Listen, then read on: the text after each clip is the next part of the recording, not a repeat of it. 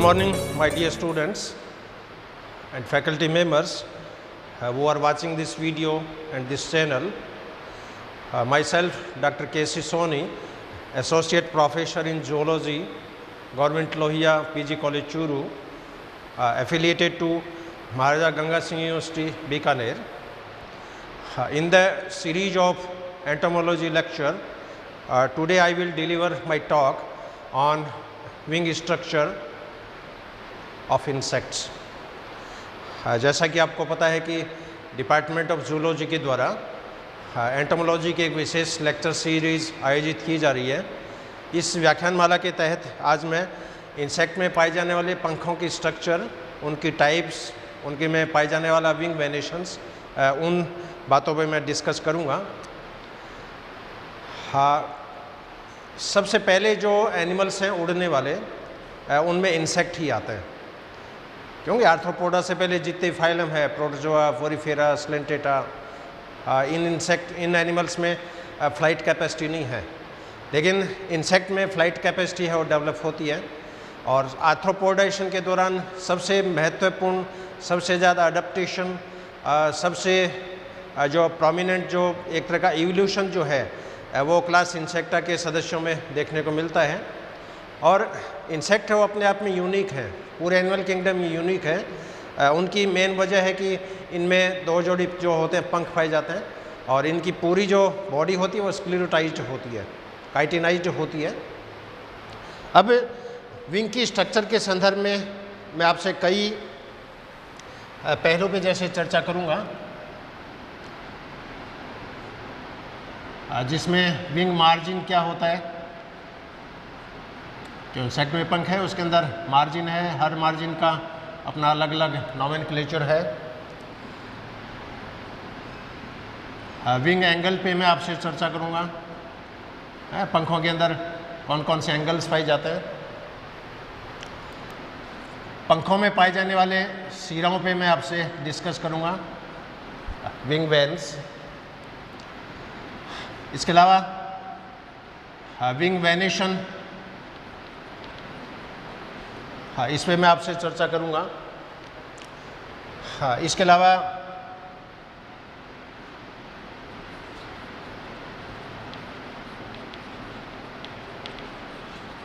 Types of wings, पंखों के जो अलग अलग प्रकार है उस पर चर्चा करूँगा। इसके अलावा विंग कपलिंग जो डिवाइसेस होती है, क्योंकि इंसेक्ट में दो जोड़ी जैसे पंख पाए जाते हैं, लेकिन दोनों जोड़ी जो पंख हैं आपस में एक यूनिट के रूप में कार्य करते हैं। इसलिए इन दोनों पंखों में कुछ ऐसी जो स्ट्रक्चर होती है जिसके कारण दोनों पंख आपस में जुड़े रहते हैं, और ये रचनाएं विंग कपलिंग डिवाइसेस या विंग कपलिंग एपरेटस के रूप में जानी जाती है। तो इन सभी पहलुओं पे मैं आपसे एक एक करके मैं डिस्कस करूँगा। सबसे जो फर्स्ट जो एस्पेक्ट है, जैसे विंग मार्जिन है, पंख जैसे मान लीजिए त्रिकोणाकार होता है, ट्रायंगुलर पंख होता है, तो एक पंख के अंदर जनरली 3 मार्जिन होते हैं। सबसे ऊपर का जो मार्जिन है उसको एंटीरियर मार्जिन बोलेंगे, साइड में जो आउटर साइड में होता है उसको आउटर मार्जिन बोलते हैं, और पंखों का भीतरी जो पार्ट है उसको एनल मार्जिन के नाम से जाना जाता है। तो विंग मार्जिन क्या है, विंग एंगल क्या है, पंखों में कौन कौन सी सिराएँ होती है, इन सिराओं का सिरा विन्यास कैसे होता है, इन सिराओं के अंदर मॉडिफिकेशंस कौन कौन से हो सकते हैं, डेविएशन कौन कौन से हो सकते हैं, पंखों के अलग अलग टाइप कैसे है, उनका जो क्लासिफिकेशन का जो तरीका है वो किस बेसिस पे आधारित है, और दोनों जोड़ी पंख आपस में किस तरह आपस में कपल्ड रहते हैं, किस तरह आपस में युग्मित रहते हैं। इन्हीं बिंदुओं पे फोकस करते हुए आज का ये मेरा व्याख्यान रहेगा। तो इसमें जो फर्स्ट पार्ट है दैट इज़ विंग मार्जिन। तो पंखों का सबसे पहला जो पार्ट है विंग मार्जिन, इसमें मैं आपसे चर्चा करूँगा। जनरली क्या होगा, एक इंसेक्ट का पंख जो होता है ये ट्रायंगुलर प्रकार का होता है। इसका जो बेसिक ओरिजिन वाला जो पार्ट है ये संकरा है, और इसका जो आउटर पार्ट है वो थोड़ा चौड़ा होता है। इस पंख में 3 मार्जिन है, 3 एरिया है, ये मान के चलो।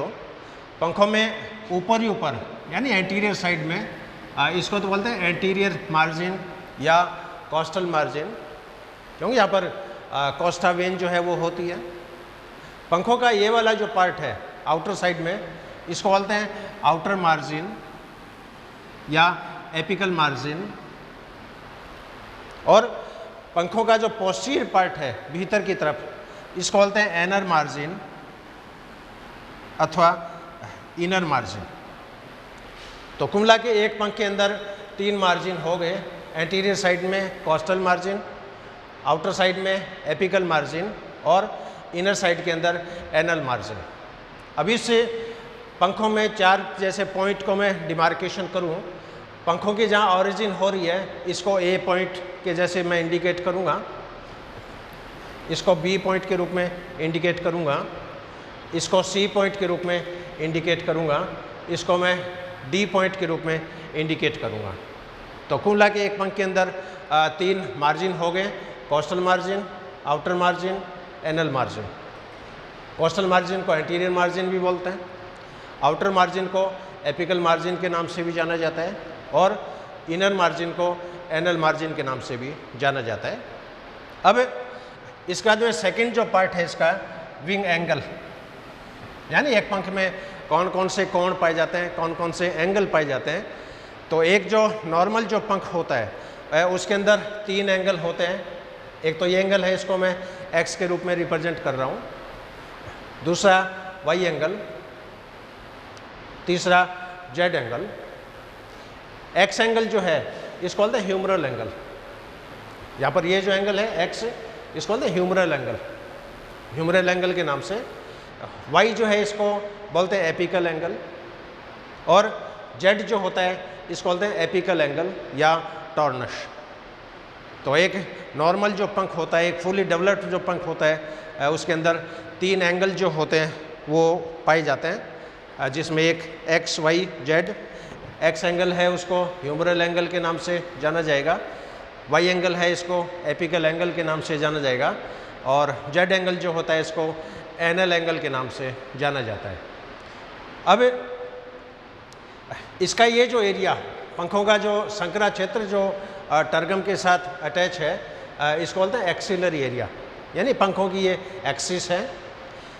पंखों को एकदम बीच में से डिमार्केशन करने वाली हाइपोथेटिकल लाइन, ऐसा लगता है जैसे पंख है ऊपर और नीचे 2 मिरर इमेज के अंदर जैसे डिवाइड हो गया है। तो इस लाइन के ऊपर हाफ पार्ट है, इस लाइन के नीचे हाफ पार्ट है।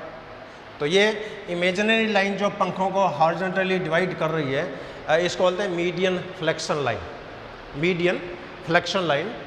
इसके अलावा सी जो एंगल, ये जो जेड जो एंगल है, जेड एंगल को इस एक्सले एरिया से मिलाने वाली जो काल्पनिक रेखा है, इसको बोलते हैं क्लेवल फर्रो।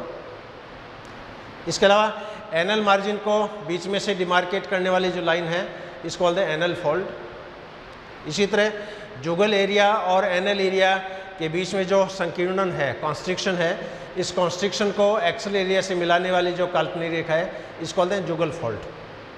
फोल्ड नाम इसलिए दिया है कि पंख जब रेस्टिंग स्टेज में होता है, यानी एक इंसेक्ट जब रेस्टिंग पोजीशन में होता है, तो इसका जो जुगल एरिया एनल एरिया ये थोड़ा पार्चमेंट लाइक होता है, थोड़ा मतलब मेम्ब्रेनस टाइप का होता है। और पंख जब सिमटते हैं तो उसके अंदर इस तरह उत्तल और अवतल, उभार और खांच जैसी रचनाएं बन जाती है, प्लीटेड जैसी है। जैसे महिलाएं साड़ी में जैसे प्लेटें करती है, प्लेट वाली साड़ी, तो इस तरह उत्तल अवतल उत्तल अवतल इस तरह की इसके अंदर प्लेटें बन जाती है। इस प्लेटों के कारण इसको फोल्ड का नाम दिया है।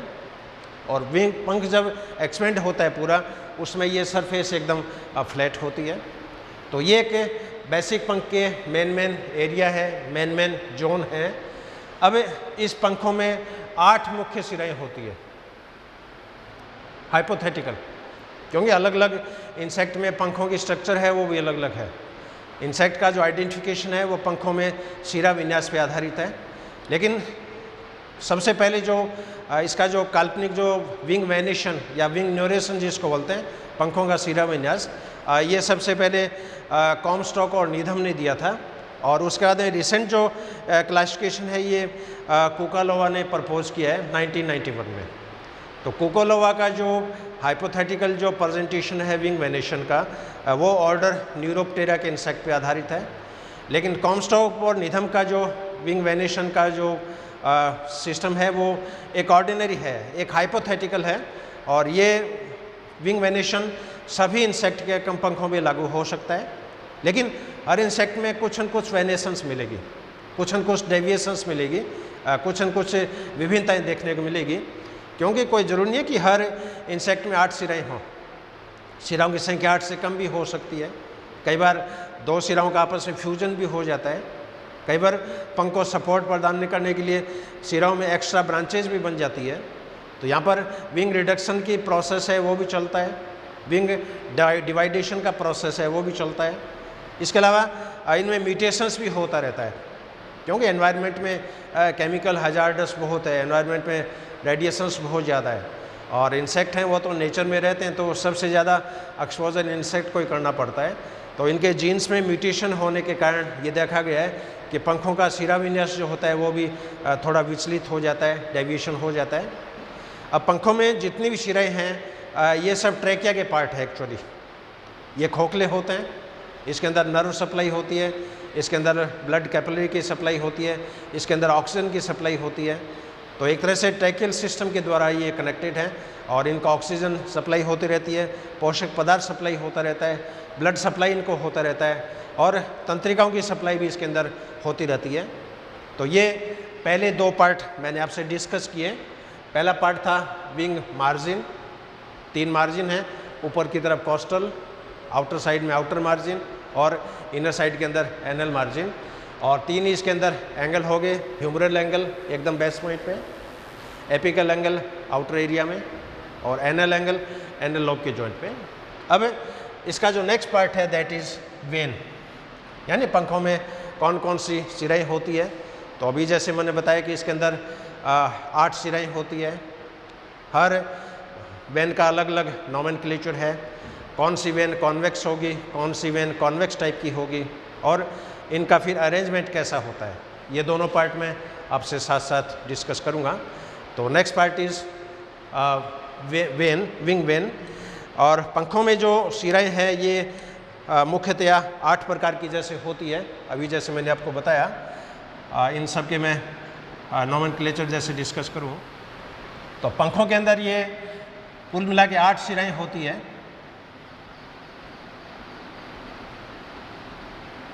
सबसे पहली जो वेन है दैट इज़ कोस्टा, और इस सिरा को सी के द्वारा रिप्रेजेंट किया जाता है। It is represented by C. Second जो वेन है ये कहलाती है सब कोस्टा।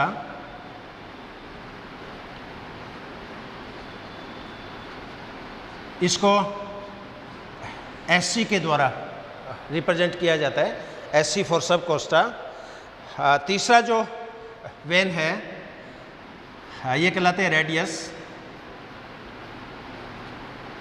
इसको आर के द्वारा रिप्रेजेंट करते हैं। रेडियस के बाद में जो सिरा होती है ये कहलाती है मीडिया वेन।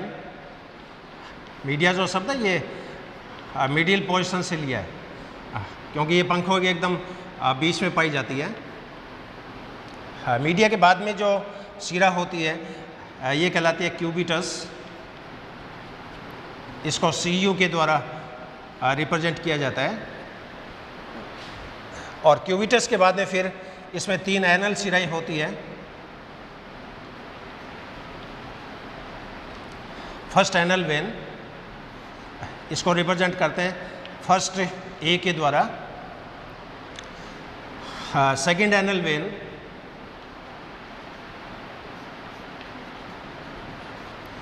इसको रिप्रेजेंट करते हैं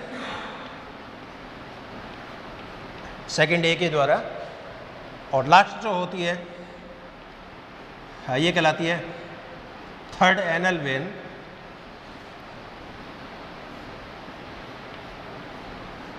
इसको रिप्रेजेंट करते हैं थर्ड ए के द्वारा।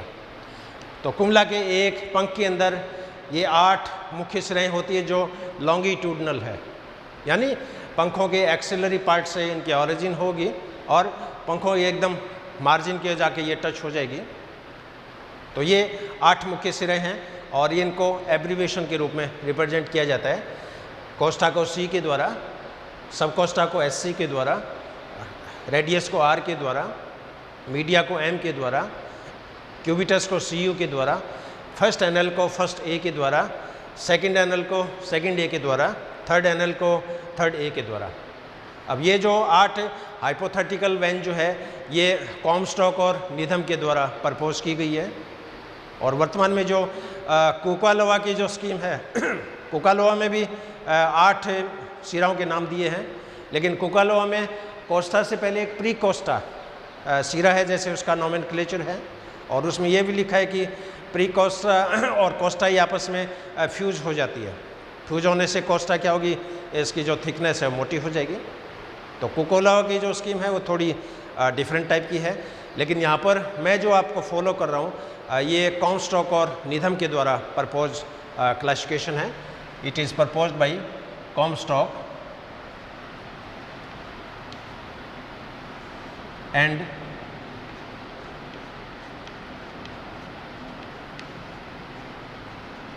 नीधम। अब ये पंख जो होता है, इंसेक्ट जब फ्लाइट कंडीशन में होता है उसमें पंख एक्सपेंड हो जाएंगे, लेकिन इंसेक्ट जब रेस्टिंग पोजीशन में होते हैं उसमें पंख आपस में सिमट जाते हैं, और सिमटते हैं तो पंखों के अंदर इस तरह पटली की जैसी रचनाएं दिखाई देगी। तो इसमें जो सिराएं ऊपर वाले कॉनकेव पार्ट में, जो कॉन्वेक्स पार्ट में होती है वो उत्तल सिराएं कहलाती है। नीचे खांच के अंदर जो सिराएं होती है वो कॉनकेव वेन कहलाती है। तो इसमें कुछ सिराएं ऐसी हैं जो कॉन्वेक्स टाइप की हैं, कुछ सिराएं ऐसी हैं जो कॉनकेव टाइप की हैं, और उत्तल सिराएं जो होती है उसको पॉजिटिव के रूप में रिप्रेजेंट करेंगे, अवतल सिराएं जो होती है उसको नेगेटिव के रूप में रिप्रेजेंट करेंगे। जैसे इन सिराओं का हाइपोथेटिकल जो डिस्ट्रीब्यूशन होगा है वो इस तरह होता है, जैसे कोस्टा ये कॉन्वेक्स टाइप की है,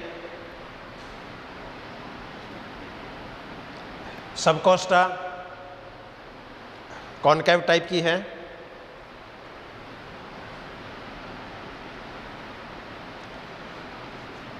रेडियस फर्स्ट कॉन्वेक्स टाइप की है, रेडियस सेक्टर कॉनकेव टाइप की है,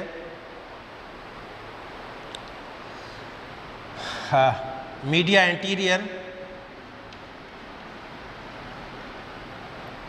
कॉन्वेक्स टाइप की है,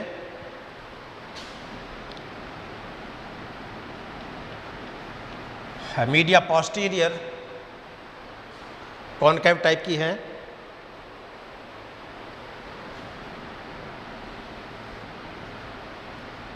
क्यूबिटस फर्स्ट कॉन्वेक्स टाइप की है,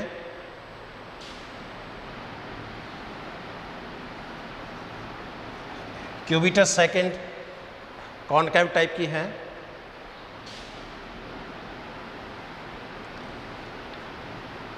फर्स्ट एनल कॉन्वेक्स टाइप की है,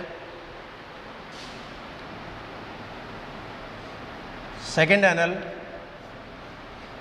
कॉन्वेक्स टाइप की भी हो सकती है, कॉनकेव टाइप की भी हो सकती है, और थर्ड एनल जो होती है ये जनरली कॉन्वेक्स टाइप की होती है। तो इंसेक्ट में जो सिराएं हैं, क्योंकि इन सिराओं का आगे चलकर क्या है बाइफर्केशन भी होता है, जैसे यहाँ पर रेडियस वेन है ये 2 पार्ट में जैसे डिवाइड होगी, मीडिया वेन है एंटीरियर पोस्टीरियर में डिवाइड होगी, क्यूबिटस है वो फर्स्ट सेकंड में डिवाइड होगी। तो इसमें कुछ सिराएं ऊपर की तरफ होती है, उनको अवतल सिराएं बोलेंगे, और इनको पॉजिटिव के रूप में रिप्रेजेंट करते हैं, जैसे सी पॉजिटिव, इट मीन्स ये कॉन्वेक्स वेन है, सब कोस्टा नेगेटिव, इट मीन्स ये कॉनकेव वेन है। तो ये जो 8 सिराएं हैं, ये 8 सिराएं इन पंखों के फोल्डिंग में इस तरह अरेंज होती है। अब इनका जो डिटेल जो स्कीम है क्लासिफिकेशन की वो मैं इंडिविजुअल आपसे शेयर करूँगा, और पंखों का जो एक्चुअल जो अरेंजमेंट है वो क्या कहलाता है, विंग वेनेशन अथवा विंग न्यूरेशन। पंखों का जो सिरा विन्यास है उसमें सबसे पहली जो वेन है कोस्टा।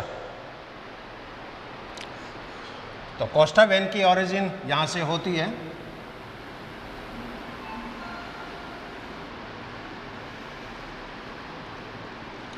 ये वेन पॉजिटिव प्रकार की है, यानी कॉन्वेक्स प्रकार की है, और इसको सी पॉजिटिव के रूप में इसको रिप्रेजेंट किया जाता है। इसके बाद में सेकंड जो वेन है सबकोस्टा, सबकोस्टा इस एक्सिलरी एरिया से ओरिजिन होगी और कई बार ये बाइफरकेट होती है, कई बार बाइफरकेट नहीं होती है। इंसेक्ट के पंख में 2 नंबर, 3 नंबर, 4 नंबर और 5 नंबर, केवल यही सिराएं हैं 4, 2, 3, 4, 5 जिनके अंदर ब्रांचिंग देखने को मिलेगी। बाकी सिरों में ब्रांचिंग नहीं है। कोस्टा के अंदर कोई ब्रांचिंग नहीं है। 3 जो एनल सिराएं हैं उसके अंदर कोई ब्रांचिंग नहीं है। और सब कोस्टा वेन जो है ये कॉन्केव टाइप की होती है, इसलिए इसको नेगेटिव के रूप में रिप्रेजेंट किया जाता है। तीसरी जो सिरा है दैट इज रेडियस, और रेडियस वेन जो होती है इसके अंदर 5 ब्रांचेस देखने को मिलेगी। इसका मेन स्ट्रोक जो होता है ओरिजिन पॉइंट वो कॉन्वेक्स टाइप का होता है, और इसके अंदर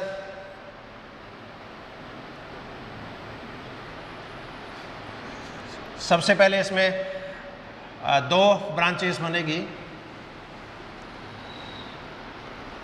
इसका जो मेन स्ट्रोक है दैट इज आर पॉजिटिव।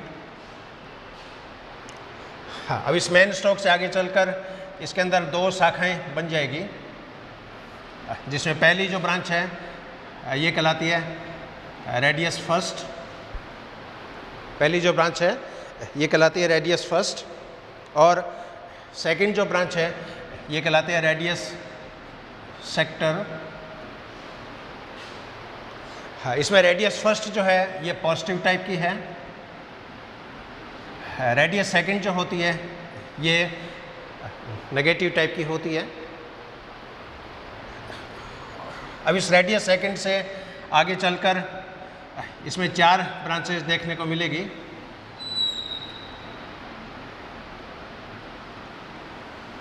हाँ, और इनका जो टर्मिनल एंड है उनको R1, R2, R3, R4,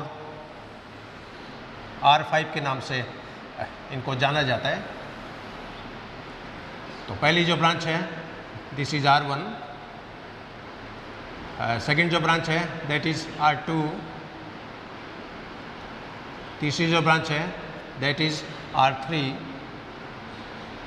चौथी जो ब्रांच है दैट इज R4, और पांचवी जो ब्रांच है दैट इज R5। और रेडियस वेन जो होती है ये पंखों की सबसे मजबूत सिरा होती है, और पंखों को जो एक तरह से जो सपोर्ट प्रदान किया जाता है, एक तरह से जो आलम्बन प्रदान किया जाता है, ये आलम्बन इसी सिरा की वजह से होता है। अब इस पंख में बीच में जो सिराएं निकलेगी एकदम बीच में, ये सिरा कहलाती है मीडियन वेन। जैसा कि मीडिया में नाम से स्पष्ट है कि पंखों के ये बीच में पाई जाएगी, और मीडिया वेन जो होती है ये बाइफरकेट हो जाती है, और मीडिया की जो ओरिजिन है इसका जो बेस पॉइंट होता है,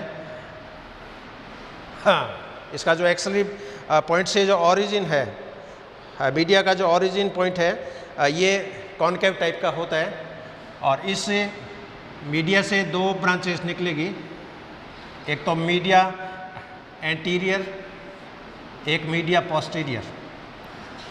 तो इसका जो मेन स्ट्रोक है ये कॉन्केव टाइप का है, यानी नेगेटिव प्रकार का, और ये सिरा अवतल प्रकार की होती है। और मेन स्ट्रोक से फिर इसमें 2 शाखाएं निकलेगी, जिसमें एक ब्रांच तो कहलाती है मीडिया एंटीरियर, इसको MA के रूप में रिप्रेजेंट करेंगे, और दूसरी जो ब्रांच है ये कहलाते हैं मीडिया पोस्टीरियर, इसको मीडिया पोस्टीरियर के रूप में रिप्रेजेंट करेंगे। अब मीडिया एंटीरियर जो होती है ये भी आगे चलकर द्विशाखित हो जाती है। इसके अंदर भी 2 ब्रांचेज डेवलप होगी, और इस शाखा को बोलते हैं MA फर्स्ट, इसको बोलते हैं MA सेकेंड, यानी मीडिया एंटीरियर फर्स्ट और मीडिया एंटीरियर सेकेंड। हाँ, इसी तरह मीडिया पोस्टीरियर जो होती है इससे भी 4 ब्रांचेस निकलेगी। इसमें 4 ब्रांचेस की ओरिजिन होती है। हाँ, और इन चारों ब्रांचेस को media posterior first, media posterior second, MP first, MP second,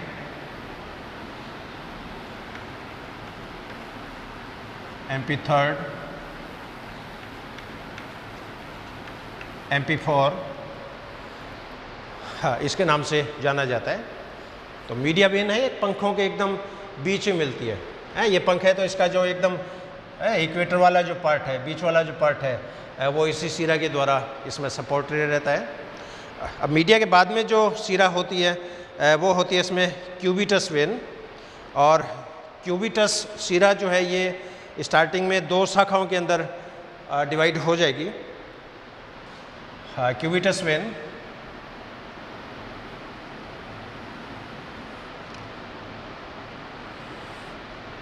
ये 2 ब्रांचेज के अंदर डिवाइड हो रही है। क्यूबिटस 2 शाखाओं में डिवाइड हो जाएगी। इसमें ऊपर वाली जो ब्रांच है ये तो कहलाते हैं CU फर्स्ट पॉजिटिव, यानी ये कॉन्वेक्स टाइप की है। और सेकंड जो ब्रांच है ये कहलाती है CU2 नेगेटिव, यानी ये कॉनकेव टाइप की है। CU फर्स्ट पॉजिटिव जो होती है ये आगे चलकर 2 शाखाओं में बाइफरकेट हो जाएगी, जिससे पहली ब्रांच कहलाती है CU फर्स्ट A और सेकंड ब्रांच कहलाती है CU फर्स्ट B। और CU फर्स्ट B के नीचे ये CU2 नेगेटिव ये शाखा इसके अंदर प्रेजेंट होती है, CU2 नेगेटिव। अब क्यूबिटस के बाद में नेक्स्ट जो सिराएं होती है वो होती है एनल वेन।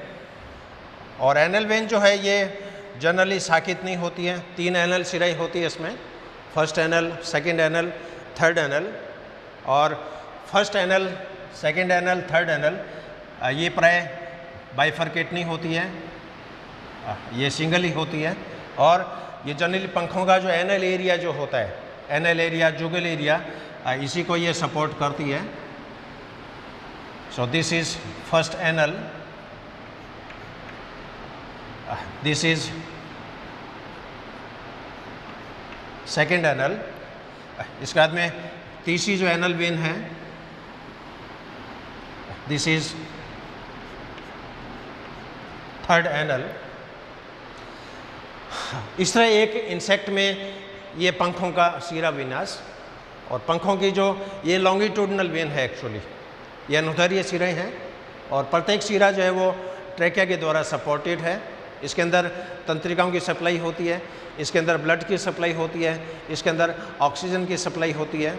और ट्रैकिया का जो भीतरी जो पार्ट है ये क्यूटिकल के द्वारा सपोर्ट रहता है। और क्यूटिकल आप जानते हो कि बहुत हार्ड स्ट्रक्चर है। इन्हीं हार्ड स्ट्रक्चर के कारण क्या ये पंख टूटते नहीं है, क्यों इंसेक्ट लंबी दूरी तक फ्लाई करते हैं। जैसे ये टिड्डियाँ जो आती है अपने अफ्रीका से, कितने 5000 किलोमीटर तक की यात्रा करके आती है, ये इन पंखों की वजह से आती है, क्योंकि इनके पंख जो होते हैं बहुत मजबूत होते हैं। इनके पंखों में रेजिलिन नामक प्रोटीन होता है और वो प्रोटीन इनको एनर्जी प्रोवाइड करता है। तो ये एक मेन विंग वेनेशन या विंग न्यूट्रिशन। इसके अंदर 8 सिराएं होगी। एक कोस्टा जो कि सिंगल है, पॉजिटिव टाइप की है। सब कोस्टा बाइफरकेट हो भी सकती है, नहीं भी हो सकती है, नेगेटिव टाइप की है। रेडियस वेन इसका मेन स्टॉक पॉजिटिव टाइप का होगा, लेकिन आगे चलकर ये बाइफरकेट हो जाएगी रेडियस फर्स्ट और रेडियस सेक्टर में। रेडियस फर्स्ट पॉजिटिव है, रेडियस सेक्टर नेगेटिव है। और इसके बाद मीडिया वेन, मीडिया का मेन स्टॉक है वो नेगेटिव टाइप का है। मीडिया आगे चलकर 2 शाखाओं में डिवाइड होगी, media anterior, media posterior. Media anterior से भी MA1, MA2, मीडिया पोस्टीरियर से भी MP1, MP2, MP3, M4। और क्यूबिटस जो स्टॉक है इससे 2 शाखाएं निकलेगी, CU first, CU negative. CU first है ये कॉन्वेक्स है, सी यू सेकेंड है ये कॉन्केव है, और सी यू फर्स्ट से आगे 2 ब्रांचेज हैं, C U first A, C U first B, और 3 इसके अंदर एनल सिराएँ होगी, first anal, second anal, third anal. अब ये जो सिराएँ हैं, ये सिराएँ आपस में अनप्रस्थ सिराओं के द्वारा और जुड़ी रहती है। ये तो सारी लॉन्गिट्यूडनल वेन है। अब ये लॉन्गिट्यूडनल वेन आपस में अनप्रस्थ सिराओं के द्वारा, ट्रांसवर्स वेन के द्वारा ये जुड़ी रहती है।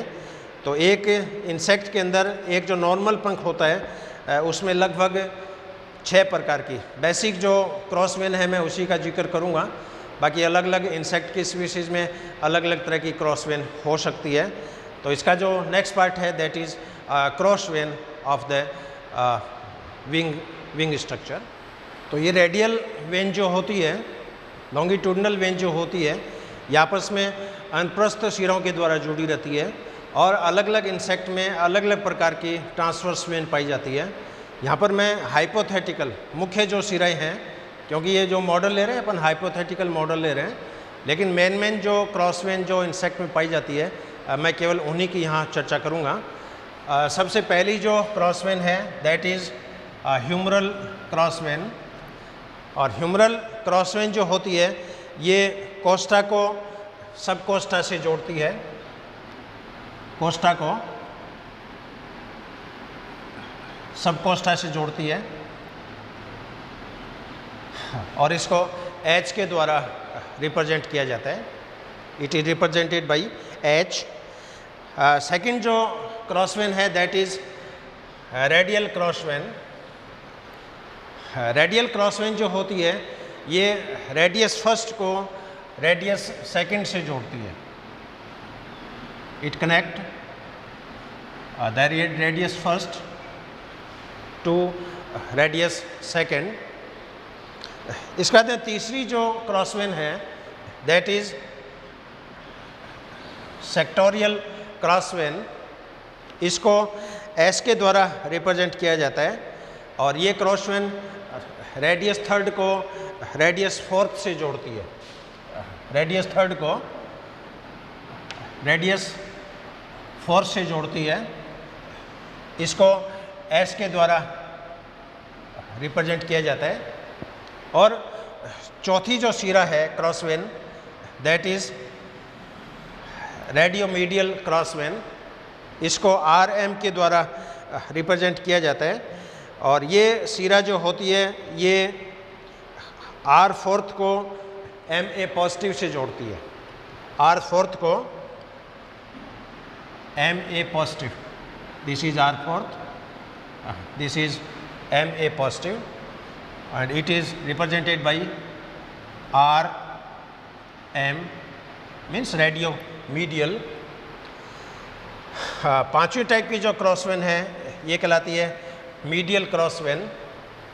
इसको M के द्वारा रिप्रेजेंट किया जाता है और मीडियल क्रॉस वेन जो होती है ये प्रेजेंट रहती है MA2 को MP फर्स्ट से, यानी मिड एंटीरियर सेकंड को मिड पोस्टीरियर पॉजिटिव से जोड़ने का काम करती है। इसकी लोकेशन यहाँ पर होती है। It is represented by M।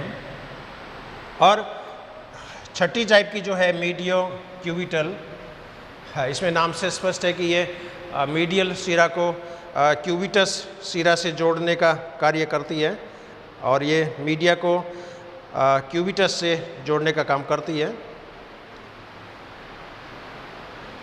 और ये MP4 को ये क्यूबिटस से कनेक्ट करती है। इसका कनेक्शन कहीं भी हो सकता है, वैसे तो जनरली बेसल पार्ट में इसका कनेक्शन होता है और इट इज रिप्रेजेंटेड बाई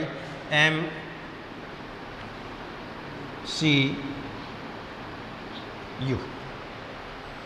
तो इस पंखों में आप देख रहे हो अनुदैर्घ्य सिराएं होगी है, लॉन्गिट्यूडनल वेन जो कि पंखों का मेन स्ट्रोक होता है और ये अनुदैर्घ्य सिराएं आपस में ट्रांसवर्स वेन के द्वारा जुड़ी रहती है। तो ये 6 मेन ट्रांसवर्स वेन मैंने आपसे शेयर करी है। बाकी अलग अलग इंसेक्ट्स में अलग अलग तरह का अरेंजमेंट हो सकता है। कई बार क्यूबिटस वेन है वो एनल वेन से जुड़ी रहती है, उसमें इस क्रॉस वेन को CU ए के नाम से जाना जाएगा। तो ऊपर वाली सिरा का नाम पहले आएगा, नीचे वाली सिरा का नाम है वो बाद में आता है। अब इस सिरा विन्यास में आप देख रहे हो, जैसे ये कोष्ठक है, ये जो सेल है, अब ये सेल चारों तरफ से वेन के द्वारा सराउंडेड है। तो इस तरह के जो चैम्बर जो बनते हैं, इन चैम्बर को क्लोज सेल के नाम से जाना जाता है। They are called as close cell, यानी क्लोज सेल वो चैम्बर होते हैं जो चारों तरफ से सिराओं के द्वारा घिरे रहते हैं। It is represented by close cell. अब यहाँ पर जैसे ये चैम्बर है, अब इस चैम्बर में तीन तरफ तो सिराएं हैं, लेकिन आउटर जो मार्जिन है इसमें कोई सिराएं नहीं है। तो इस तरह का जो चैम्बर होगा इसको ओपन सेल के नाम से जाना जाता है। इट इज रिप्रेजेंटेड बाय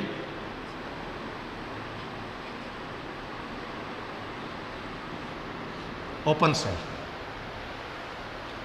तो ये एक बेसिक हाइपोथेटिकल विंग वेनेशन, जिसमें लॉन्गिट्यूडनल वेन हो गई है, क्रॉस वेन हो गई है, और पंख के अंदर क्लोज चैम्बर हो गए, ओपन चैम्बर हो गए, और कुछ चैम्बर में क्या हो गए, पिगमेंट्स भी पाए जाते हैं। जैसे ड्रैगन फ्लाई का आप जैसे पंख देखो, तो ड्रैगन फ्लाई के पंख में क्या होगा, ऊपर का जो मार्जिन है उसके अंदर पिगमेंट स्पॉट होता है। उन पिगमेंट स्पॉट की बेसिस पे इन इंसेक्ट का जो है वो आइडेंटिफिकेशन होता है। अब इसके अंदर मॉडिफिकेशंस देखने को मिलेंगे। कोई ज़रूरी नहीं है कि हर पंख में 8 सिराएं हों। कई बार सिराओं की संख्या 8 से कम भी हो सकती है, कई बार 8 से ज़्यादा भी हो सकती है। तो यहाँ पर दो तरह के डेविएशंस देखने को मिलेंगे। एक तो बाई फ्यूज़न, कई बार क्या होता है, दो सिराएं, 3 सिराएं आपस में फ्यूज़ होगी, आपस में फ्यूज होगी तो वो सिरा क्या होती है, मोटी हो जाती है, पंखों को सपोर्ट प्रदान करती है। कई बार पंख की साइज़ जैसे बहुत बड़ी है, अब बहुत बड़ी साइज़ है तो वहाँ पर शाखाओं का होना बहुत ज़रूरी है। तो यहाँ पर पंखों में जो डेविएशन जो देखने को मिलेगा, ये डेविएशन दो विधियों के द्वारा हो सकता है। एक तो बाई फ्यूजन, यानी आपस में संलग्न के द्वारा।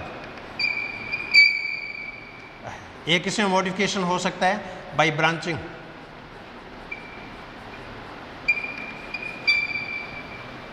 तो कई बार क्या है, दो सिराएं आपस में फ्यूज होगी तो वो सिराएं क्या मोटी हो जाती है। अब सपोज यहाँ पर मान लीजिए ये फर्स्ट एनल और सेकंड एनल वेन जैसे फ्यूज हो गई सपोज है, जैसे मान लीजिए ये हाइपोथेटिकल लोब जैसे मैं दिखा रहा हूँ, ये इसके अंदर जैसे फर्स्ट एनल वेन है, ये इसके अंदर सेकंड एनल वेन है, this is first anal, this is second anal. और मान लो इन दोनों सिराओं का आपस में फ्यूजन हो जाए, तो इस सिरा की मोटाई है वो बढ़ जाएगी।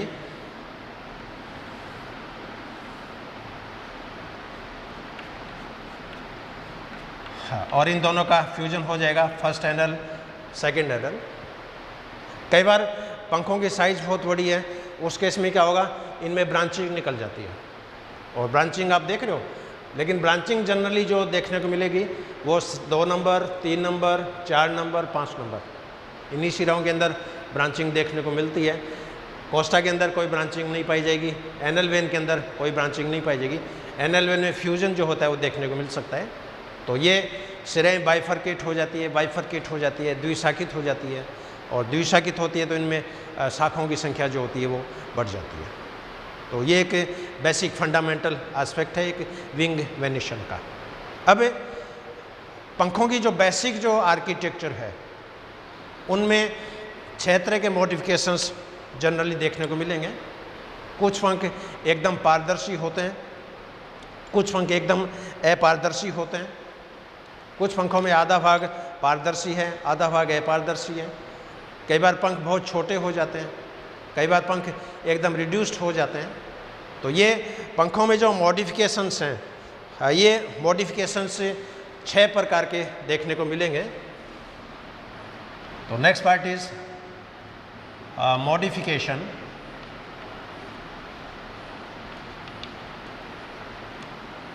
ये मॉडिफिकेशन मैं आपसे शेयर करूंगा। सबसे पहली टाइप का जो मॉडिफिकेशंस हैं, ये कहलाता है एलिट्रा।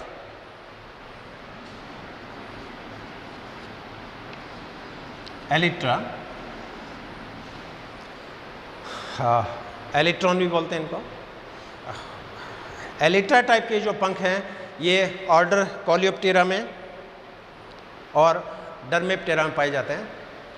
और कोलियोप्टेरा में जनरली बीटल्स आती है, अपने यहाँ पर बीटल्स हैं, हाबूज इसको बोलते हैं, टीटन बोलते हैं, चिलोडी बोलते हैं। इन इंसेक्ट के पंख आपने देखे होंगे, आगे वाले पंख बहुत मोटे होते हैं, बहुत मजबूत होते हैं, अपारदर्शी होते हैं। तो पंख जब मजबूत हों, मोटे हों, नॉन ट्रांसपेरेंट हों और रेस्टिंग कंडीशन में पूरे एब्डोमेन तक पूरी बॉडी को ये ढके रहते हैं, इस तरह के जो पंख होते हैं ये एलिट्रा या एलिट्रॉन के नाम से जाने जाते हैं। सेकंड टाइप जो है इसमें that is hemi elytra. Hemi elytra, hemi का मतलब हाफ। अब इसमें नाम से स्पष्ट है कि इस प्रकार के जो पंख होंगे उनका आधा भाग तो अपारदर्शी होगा, आधा भाग पारदर्शी होगा, या आधा भाग बहुत मोटा होता है, आधा भाग पतला होता है। और इस तरह के जो पंख होते हैं ये ऑर्डर हिट्रोप्टेरा के सदस्यों में पाए जाते हैं। हिट्रोप्टेरा के जो आगे वाले जो पंख हैं फोरविंग, हिट्रोप्टेरा के फोरविंग है वो जनरली हेमी एलिट्रा टाइप के होते हैं। हेमी मीन्स हाफ, आधा भाग है वो एलिट्रो के जैसा है, आधा भाग जो है वो इसका मेम्ब्रेनस प्रकार का है। तीसरी टाइप की जो मॉडिफिकेशंस हैं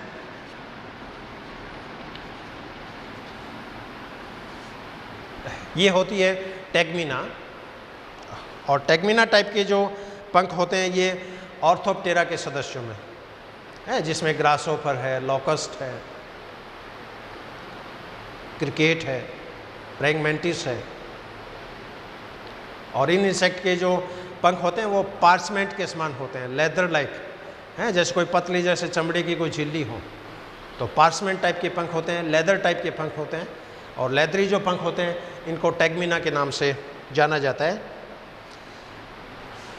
चौथी टाइप की जो मॉडिफिकेशंस हैं ये कहलाते हैं हाल्टर्स। हाल्टर्स इनको बैलेंसर के नाम से भी जाना जाता है। कुछ इंसेक्ट में आपने देखा होगा कि आगे वाले जो पंख हैं फोरविंग वो तो आकार में बड़े हैं, लेकिन पीछे वाले जो पंख हैं वो आकार में छोटे होते हैं और फिलामेंट के रूप में वो निकले रहते हैं। इस तरह के पंख डिप्टेरा के सदस्यों में, ऑर्डर डिप्टेरा के सदस्यों में। और इस तरह के जो पंख होंगे उसमें जैसे मान लीजिए ये इंसेक्ट है सपोज, तो आगे वाले जो पंख हैं ये तो आकार में बड़े हैं, लेकिन पीछे वाले जो पंख हैं वो एक पतले फिलामेंट के रूप में, एक नॉब के रूप में हैं, एक तरह से बैलेंस बनाने का ये काम करते हैं, एक तरह से संतुलन बनाने का काम करते हैं। और इस तरह के जो पंख होते हैं ये हाल्टर के नाम से जाने जाते हैं। फिफ्थ मॉडिफिकेशन इसमें होती हैं स्यूडो हाल्टर्स। स्यूडो हाल्टर्स, स्यूडो का स्पष्ट है, स्यूडो मीन्स फॉल्स। और स्यूडो हाल्टर्स के जो पंख होते हैं ये स्टेप्सिप्टेरा के सदस्यों में पाए जाते हैं। और स्टेप्सिप्टेरा के इंसेक्ट में क्या होता है कि आगे वाले जो पंख हैं फोरविंग वो रिड्यूस्ड हो जाते हैं। हाइंडविंग है वो तो डेवलप्ड हैं, लेकिन फोरविंग है वो इसके अंदर बहुत ही रिड्यूस्ड हैं। और इस तरह के जो पंख होते हैं इनको स्यूडो हाल्टर्स के नाम से जाना जाता है। और छठी जो टाइप इनकी होती है दैट इज़ ब्रैकाइप्टेरस।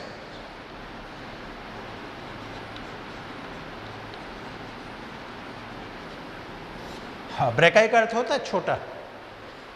कई बार क्या होता है पंख आकार में बहुत छोटे हो जाते हैं, आकार में बहुत रिड्यूस्ड हो जाते हैं। और पंख जब आकार में जब छोटे हो जाते हैं तो उन पंखों को ब्रैकाइप्टेरस विंग के नाम से जाना जाता है। जैसे ग्रासहोपर्स, ग्रासहोपर्स में आपने देखा होगा फोरविंग है वो तो हाईली डेवलप्ड हैं, लेकिन हाइंड विंग है बहुत ही रिड्यूस्ड हो जाता है। तो जब छोटे आकार के जब पंख हों उस तरह के जो पंख होंगे वो ब्रैकाइप्टेरस के नाम से जाने जाते हैं। और मेनली जो ग्रासहोपर्स हैं उन सदस्यों के अंदर ये पंख जो हैं वो पाए जाते हैं। तो ये एक बेसिक मॉर्फोलॉजी है, एक पंख के अंदर कौन कौन से मार्जिन हो गए, एक पंख में कौन कौन से एंगल हो गए, एक पंख में कौन कौन सी मुख्य सिराएँ हैं, मुख्य श्रेणी की इन क्रॉस वेन्स के द्वारा जुड़ी हुई है। ओपन सेल किसको बोलते हैं, क्लोज सेल किसको बोलते हैं, और पंखों के जो मॉडिफिकेशंस हैं अलग अलग इंसेक्ट्स में, वो ये 6 तरह के माइंड मॉडिफिकेशंस हैं। अब फॉरविंग और हाइंड विंग, ये मैंने बताया कि इंसेक्ट में दोनों पंख एक साथ अपवर्ड स्ट्रोक होगा, डाउन स्ट्रोक होगा। अब इसमें ये नहीं है कि आगे वाले पंख ऊपर जा रहे हैं और उसी समय पीछे वाले पंख नीचे जा रहे हैं, ऐसा नहीं होगा। दोनों पंख एक साथ ऊपर आएंगे, एक साथ नीचे आएंगे, यानी दोनों में एक साथ अपवर्ड स्ट्रोक, दोनों में एक साथ डाउनवर्ड स्ट्रोक। अब दोनों पंख जब एक यूनिट के रूप में काम कर रहे हैं, दोनों पंखों में एक साथ अपवर्ड और डाउन स्ट्रोक हो रहा है, इसका मतलब दोनों पंख आपस में किसी ऐसी रचना के द्वारा कनेक्टेड है। तो पंखों के बीच में पाए जाने वाला जो कनेक्शन है, ये कनेक्शन विंग कपलिंग एपरेटस के नाम से जाना जाता है। और पंखों के बीच में 4 तरह के मॉडिफिकेशंस, 4 तरह के विंग कपलिंग डिवाइसेज जो है वो पाई जाती है। तो विंग कपलिंग डिवाइसेस कौन सी होती है, इस पे मैं आपसे चर्चा करूँगा। हाँ, इस टॉपिक का अंतिम जो पार्ट है that is wing coupling apparatus या विंग कपलिंग डिवाइसेस। हाँ, अभी मैंने बताया कि इंसेक्ट में 2 जोड़ी पंख होते हैं और दोनों जोड़ी पंख फ्लाइट के समय आपस में एक यूनिट का काम करते हैं। इट मीन्स फॉरविंग और हाइंड विंग डेफिनेटली कोई ऐसी रचनाओं के द्वारा एक दूसरे से युग्मित हो जाते हैं, एक दूसरे से कपल्ड हो जाते हैं, उसके कारण दोनों पंख एक साथ अपवर्ड स्ट्रोक और डाउनवर्ड स्ट्रोक करते हैं। तो इंसेक्ट के अंदर मुख्य रूप से ये 4 प्रकार की डिवाइसेस पाई जाती है। एक तो जुगल लोब और ह्यूमरल लोब के रूप में, सेकेंड डिवाइस है फ्रेनुलम और रेटिनिकुलम के रूप में, तीसरी डिवाइस होती है हेमुलाई के रूप में, और चौथी डिवाइस होती है एम्प्लेक्सिफॉर्म ऑर्गेनाइजेशन के रूप में। तो पहली जो स्ट्रक्चर है जुगल लोब और ह्यूमरल लोब। अब इस तरह की जो रचनाएं होती है ये ऑर्डर लेपिडोप्टेरा के सदस्यों में पाई जाती है, जिसके अंदर बटरफ्लाइज हैं, मॉथ हैं। और इन इंसेक्ट में क्या होगा कि आगे वाला जो पंख है फॉरविंग, इसकी एनल एरिया में स्पेशल लोब डेवलप हो जाता है। इस लोब को जुगल लोब के नाम से जाना जाता है। और ये जुगल लोब थर्ड एनल वेन जो है, थर्ड एनल वेन काफ़ी मोटी हो जाती है, काफ़ी रिजिड होती है, और ये जुगल लोब थर्ड एनल वेन के द्वारा सपोर्टेड रहता है। इसी तरह इसमें जो हाइंड विंग होता है, हाइंड विंग के कोस्टल मार्जिन में एक स्पेशल लोब डेवलप होता है, इसको बोलते हैं ह्यूमरल लोब। तो इसके अग्र पंखों के अंदर आप देख रहे हो जुगल लोब डेवलप हो गया, पश्च पंखों के अंदर ह्यूमरल लोब डेवलप हो गया, और अग्र पंख का पोस्टीरियर पार्ट जो होता है वो पीछे वाले पंख के एंटीरियर पार्ट को ढके रहता है, यानी इनमें ओवरलैपिंग है। जैसे मान लीजिए ये सपोज अग्र पंख है, तो अग्र पंख का ये पश्च पंख के एंटीरियर पार्ट को इस तरह ढके रहता है, ओवरलैप। इसके अलावा इनकी सरफेस पर छोटे छोटे ये रोम पाए जाते हैं, इनको फ्रेनुलर हेयर्स बोलते हैं। तो इन फ्रेनुलर हेयर्स के कारण ये दोनों पंख एक दूसरे के साथ चिपक जाते हैं। जिस तरह आजकल ये आपने ये देखे होंगे कई बार ये अपने शर्ट की जो ये जो बाहें पैक करने के लिए जिसमें छोटे छोटे बाल होते हैं, जो घड़ी जैसे होती है, घड़ी का फीता किया और वो जैसे चिपक गया, कि उसमें छोटे छोटे हुक जैसी स्ट्रक्चर है, छोटे छोटे फैदर्स हैं और उसके साथ वो फीता बंद हो जाता है। उसी तरह की डिवाइस इन पंखों में मिलती है। तो छोटे छोटे फ्रेनुलर हेयर हैं, और इन फ्रेनुलर हेयर के कारण फॉरविंग और हाइंड विंग दोनों एक दूसरे के साथ कपल्ड हो जाते हैं और दोनों पंख एक यूनिट के रूप में कार्य करते हैं। तो पहली जो विंग कपलिंग डिवाइस है that is jugal lobe and humeral lobe. Second जो डिवाइस है रेटिनिकुलम, फ्रेनुलम और रेटिनिकुलम। फ्रेनुलम जो है ये मेल बटरफ्लाई में पाई जाती है, रेटिनिकुलम है ये फीमेल बटरफ्लाई में पाई जाती है। इन एडेप्टेशंस में क्या होगा, मेल बटरफ्लाई में अगर पंखों की सबकोस्टा जो वेन है, इसे एक रिजिड के समान, एक छड़ के समान रचना निकलती है, और ये रचना हाइंड विंग के साथ फर्मली अटैच रहती है। इस तरह जैसे एक तरह से रिपट हो, जैसे कोई रिपट जैसी स्ट्रक्चर फॉरविंग और हाइंड विंग के साथ क्या है, कनेक्टेड है, और ये रचना कहलाती है फ्रेनुलम, और इसकी ओरिजिन होती है अग्र पंखों की सबकोस्टा वेन के द्वारा। तो ये जो डिवाइस है ये नर मेल बटरफ्लाइज में पाई जाएगी। फीमेल में क्या होगा, फीमेल के अंदर जो क्यूबिटस वेन है, इस क्यूबिटस वेन के द्वारा ये काइटिनस शड है वो डेवलप होती है, और ये काइटिनस रॉड फिर पश्च पंखों में किसी शिरा के साथ ये अटैच हो जाती है, और ये जो स्ट्रक्चर है ये स्ट्रक्चर कहलाती है रेटिनिकुलम। तो मेल बटरफ्लाई के अंदर फ्रेनुलम नामक रचना पाई जाएगी, और फीमेल बटरफ्लाई के अंदर रेटिनिकुलम नामक रचना पाई जाएगी। तीसरी जो डिवाइस है दैट इज़ हेमुलाई। हेमुलाई जो होती है ये हाइमेनोप्टेरा के सदस्यों में पाई जाती है, जैसे हनी बी है, मधुमक्खी है। तो इसमें क्या होगा, जैसे हनी बी का ये अग्रपंख है, फोरविंग, ये हाइंड विंग, तो इसकी जो हाइंड विंग होती है इसके कॉस्टल मार्जिन से क्या होगा कि हुक के समान रचना निकलती है, छोटी छोटी हुक सैकड़ों की संख्या में। तो पश्च विंग से जो हुक के नामक जो रचना निकल रही है ये आगे वाले पंख के पोस्टीरियर मार्जिन को इस तरह आपस में एक दूसरे हुक के रूप में जकड़ लेती है। तो यहाँ पर हाइंड विंग की इस मार्जिन से ये हेमुलाई निकल रही है, और ये हेमुलाई अग्र पंखों के जो नीचे वाला जो एनल मार्जिन है उस मार्जिन को इस तरह हुक के रूप में इस तरह क्या कैच कर लेती है।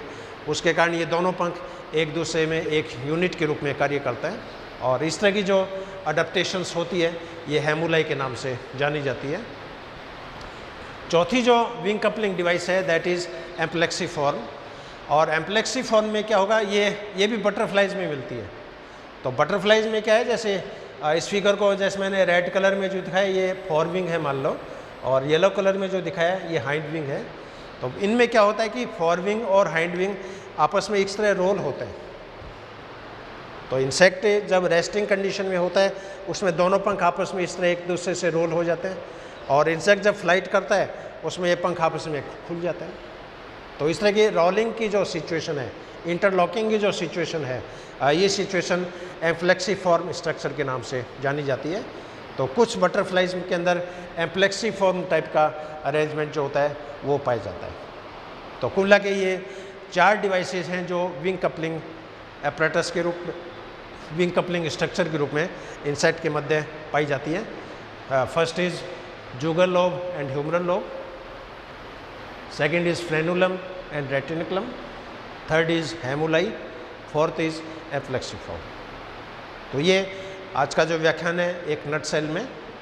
अब इसमें कुछ चीज़ें और है अभी जो नेक्स्ट व्याख्यान में मैं कवर करूँगा, है कि पंखों की ऑरिजिन कैसे होती है, ऑरिजिन ऑफ विंग। क्योंकि क्लासिफिकेशन ने अपने देखा कि इंसेक्टा को 2 पार्ट में जैसे डिवाइड किया, एटेरिगोटा और टेरिगोटा, और टेरिगोटा में भी 2 पार्ट थे, एक्सोटेरिगोटा, एंडोटेरिगोटा। तो एक्सोटेरिगोटा में पंखों की ऑरिजिन कैसे होती है, एंडोटेरिगोटा में पंखों की ओरिजिन कैसे होती है, उस पर एक छोटा व्याख्यान बनेगा। और इसके साथ इन पंखों का डेवलपमेंट कैसे होता है, क्योंकि एम्ब्रियो का जब डेवलपमेंट होता है तो लार्वा बनते हैं, प्यूपा बनते हैं, प्यूपा से एडल्ट बनते हैं, और एडल्ट बनते हैं उस दौरान इनमें पंखों का भी विकास होता है। तो पंखों का डेवलपमेंट कैसे हुआ, तो ऑरिजिन ऑफ विंग और डेवलपमेंट ऑफ विंग, एक्सोटेरिगोट, एंडोटेरिगोट, ये 2 पार्ट अभी इस टॉपिक की ओर है, और इनको मैं नेक्स्ट व्याख्यान में मैं कवर करूँगा। और एक बार मैं आप सभी को हमारे डिपार्टमेंट की तरफ से, हमारे कॉलेज की तरफ से आप सभी को मैं हार्दिक धन्यवाद देना चाहूँगा, जो आप इतनी पैसेंस के साथ इस एंटोमोलॉजी की व्याख्यानमाला सीरीज को आप सुन रहे हैं। और आप सभी से रिक्वेस्ट है कि आप साइंस कम्युनिटी में इन व्याख्यान को ज़्यादा से ज़्यादा शेयर करें, ज़्यादा से ज़्यादा इनको पॉपुलराइज करें, और अपने फ्रेंड सर्कल में अपने साइंस के जो स्टूडेंट्स हैं उनके साथ इस वीडियोज़ को आप शेयर करें, और इस चैनल को ज़्यादा से ज़्यादा सब्सक्राइब करें। किसी तरह की कोई कमी हो तो आप निसंकोच इनबॉक्स में कमेंट लिख के आप हमें भेजें, पर्सनल व्हाट्सएप नंबर पे आप भेजिए, और आपके जो सजेशंस हैं उन पर विचार किया जाएगा। और आगे जो भी नेक्स्ट वीडियो बनेंगे, हमारी कोशिश है कि इंटरनेशनल लेवल के नहीं तो कम से कम नेशनल लेवल का जो वीडियो प्रोडक्शंस है वो हमारे डिपार्टमेंट के द्वारा आपको प्रोवाइड किया जाएगा। और एक बार इसी के साथ आप सभी को मैं हार्दिक धन्यवाद देना चाहूँगा। I am highly grateful to you, I am highly thankful to you. Have a good day, have a great day. Thank you very much.